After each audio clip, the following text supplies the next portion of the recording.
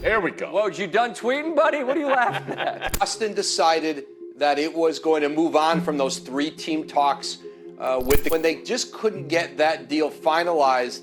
They pivoted. Yesterday, we came out with a video that was breaking news that completely sent shockwaves throughout the rest of the NBA. And today, well, more like last night, we found out that that trade actually fell through. It still happened, but it's significantly different than what we originally thought. I'm here to update you guys, man. I'm really sorry that it took this long. The trade kept on changing and changing and changing, and I wanted to make sure it was finalized before I brought you a video. Before we get to the content, we're still giving away $1,000 between 5 subscribers that turn on our notifications on this channel. Giveaway winner is going to be announced in about 8 to 9 days. First day of free agency, July 1st. I got you guys. Now that we got all that out of the way, cue the intro.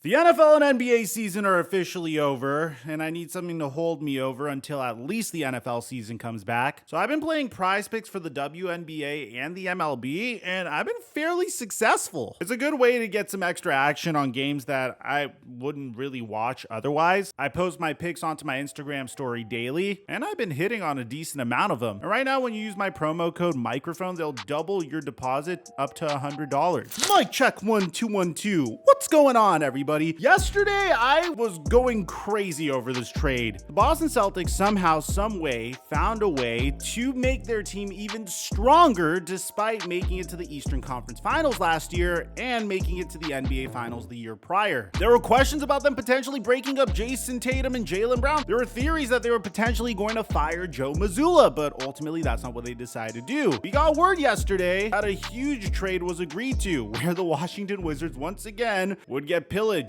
Well, not nearly as badly as they did in the Bradley Beal trade, but still, it was a significant one. Sending Kristaps Porzingis to Boston, Marcus Morris in draft compensation to Washington, and Malcolm Brogdon to Los Angeles. Kristaps Porzingis was going to opt in, and it was going to be very exciting to see how this was going to shake out for the Boston Celtics, because a team that was already one of the strongest teams in the NBA just got that much better. And as time went on, we got a huge update where the 3-team trade between the Boston Celtics, Los Angeles Clippers, and Washington Wizards completely fell apart. This came to us via Adrian Wojnarowski. The 3-team talks on a Porzingis-Brogdon deal with Celtics, Wizards, and Clippers have fallen apart, sources tell ESPN, and sides are moving on. This was reportedly because Malcolm Brogdon wasn't able to pass his physical, so this completely threw a wrench in everyone's plans. Now, through it all, the Boston Celtics were still motivated to make this happen. This was without a doubt the best upgrade they could make to their roster this offseason, and I've stated in my previous video, Kristaps Porzingis next to the Time Lord Robert Williams or next to Al Horford is a matchup nightmare for opposing NBA teams. I mean, Kristaps Porzingis is a remarkable floor spacer. He plays great interior defense, especially when he would play in a system like the Boston Celtics, where he wouldn't necessarily be depended on to defend the perimeter as much. And it seemed like Brad Stevens knew this because he upped the ante significantly. Throughout the night, sides were working under a midnight Eastern deadline on Porzingis' $36 million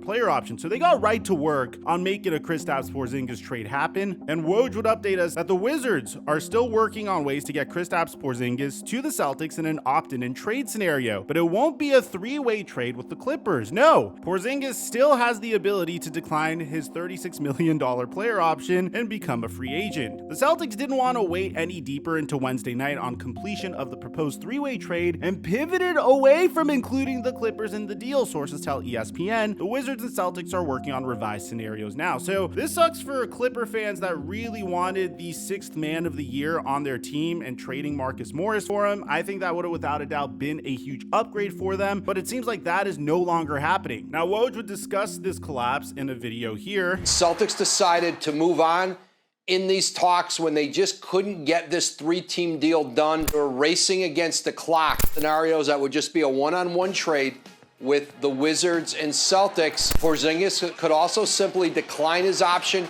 and become a free agent. Again, could still find his way to Boston. Right now, there's a midnight deadline looming And eventually we would get breaking news within a few hours that completely altered everything. I mean, this is phenomenal. This is within an hour and a half of discovering that the Boston Celtics had to move on from the original three-way trade with the Clippers, but they still included another team from the Western Conference, and it seems like the sacrificial lamb in this case was way more significant than Malcolm Brogdon, with all due respect. Woj would then report that the Boston Celtics are finalizing a deal to acquire the Washington Wizards' Kristaps Porzingis. Porzingis is opting into his $36 million contract for the 2023 to 2024 season and is getting his trade to the Celtics. And I guess at this point, Celtic fans were very excited, but this came at a cost that I never thought we would ever see, and a trade that I think is very exciting. So the details of this trade are a little complicated at this point. Washington is completing a three-way deal with Boston and Memphis. So this will send Tyus Jones to the Washington Wizards. Tyus Jones was a phenomenal backup when Ja Morant got suspended. I'm sure Memphis Grizzlies fans were a little disappointed following seeing this tweet until they found out what they were getting in return. A player that I think is perfect for the Memphis Grizzlies that quite literally would blow the minds of the Boston Celtics. So check this out. The Boston Celtics are trading Marcus Smart to the Grizzlies as part of the deal. So at first, I bet you Grizzlies fans were a little disappointed about trading Tyus Jones, but bringing in Marcus Smart instead of Tyus Jones, I mean, there was definitely much more being added to this trade, and we're going to get to that before we break it all down for you. But the Washington Wizards also are going to receive Danilo Gallinari and Mike Muscala in the deal, which sucks. Danilo Gallinari was like a lifelong Boston Celtics fan, and he didn't even get an opportunity to play a single minute for them. And the Memphis Grizzlies are sending their 2023 and 2024 first round pick, but the Celtics are going to send back their 35th pick, which is 10 picks later, but a second round pick. So it's kind of a pick swap. That's 10 picks later from the first that's being sent this year, but on paper you could technically say they traded a first for a second. Whatever you want to say, I think the value is there. So let's break this down, man. First things first, I had my reservations about Brad Stevens as a general manager, but man, he's definitely an upgrade over Danny Ainge. The man just looks at the game of basketball in one of the most intelligent and tactful ways that I think I've ever seen. Bringing in Kristaps Porzingis and giving up Marcus Smart for him must have been a very difficult decision to make. Marcus Smart is one of the best two-way guards in the NBA, but believe it or not, and I honestly can't believe I'm saying this because it seems just like yesterday I was watching Marcus Smart play at Oklahoma State University, but Marcus Smart is going on to his age 30 season. It's still not an easy decision to make by any means at all whatsoever. He's very vocal. He's a perfect leader in a locker room. The man dyed his hair green, for crying out loud, and it definitely was a very difficult decision to make for Boston Celtics fans, and I'm not going to discount that. For the Memphis Grizzlies, I think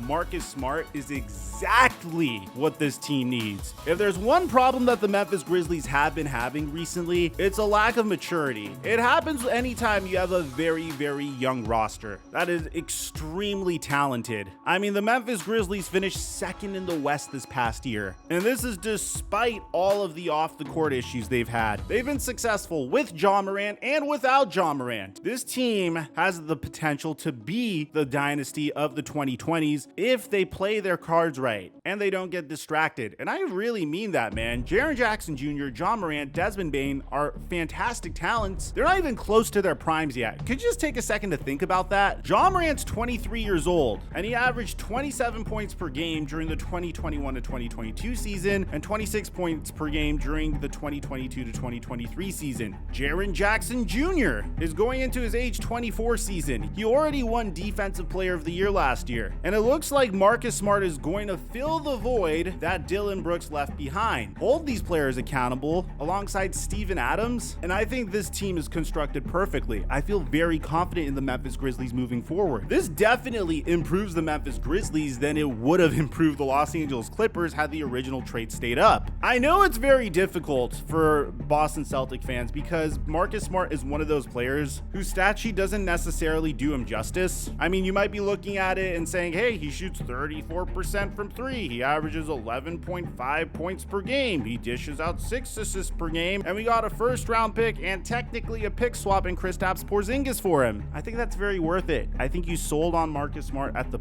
perfect time. His contributions to the Boston Celtics over the past near decade can't be understated. He's about to go into his age 30 season. The value you're getting in return for Marcus Smart is significantly better than what you would have had if you just stood pat with Marcus Smart. Ideally for the Boston Celtics, yeah, you move on from Malcolm Brogdon instead of Marcus Smart. That didn't end up happening. You got rid of Marcus Smart. You got a couple of assets in return, which are really important, by the way. Rookie contracts are going to be all the more valuable now that this new CBA doesn't allow luxury tax teams that exceed the second tax apron to have a mid-level exception or sign buyout players. Rookie contracts became that much more valuable just from the standpoint of having role players. So this is essentially the Celtics preparing for the fact that they're going to exceed the second tax apron, especially if they plan on signing Kristaps Porzingis to a long-term contract, which they intend on doing, which I believe Porzingis is going to be a Celtic for a very long time, by the way. And then you also need to sign Jaylen Brown and Jason Tatum to supermax contracts, which they're going to do, by the way. They need as many first-round picks for the future as they possibly can. If you're a Celtic fan, you should feel very optimistic for the future because Brad Stevens clearly understands the brand new collective bargaining agreement, and he is miles and miles ahead of most other teams in the NBA in regards to the brand new CBA. This is one of those trades where I think everyone's a winner. The Memphis Grizzlies needed Marcus Smart, so I give them an A+. The Boston Celtics made a very difficult but the right decision. Kristaps Porzingis brings them to a brand new tier of excellence in regards to what they can do offensively, so I also give them an A+. The Washington Wizards are just really freaking hard to grade, but I think the haul that they got this time, at least getting Tyus Jones in this particular instance, is better if they would have received Marcus Morris. And although Marcus Smart is really crushed, saying that he loves Boston, he thought he was going to retire there, he wanted to retire there, I think this is going to be a remarkable move for his career because I think the impact that he's going to have for the Memphis Grizzlies is going to be significantly greater than the impact he would have had for the Boston Celtics, which is already a tremendous impact. So let me know in the comment section down below what you guys think about all this, man, especially if you're a Celtic fan. I know it must be really hard to move on from Marcus Smart. Was it worth it? I'd like to hear what you have to say. Aside from that, I'm your boy Mike, and I'm dropping our mic until our NBA draft stream.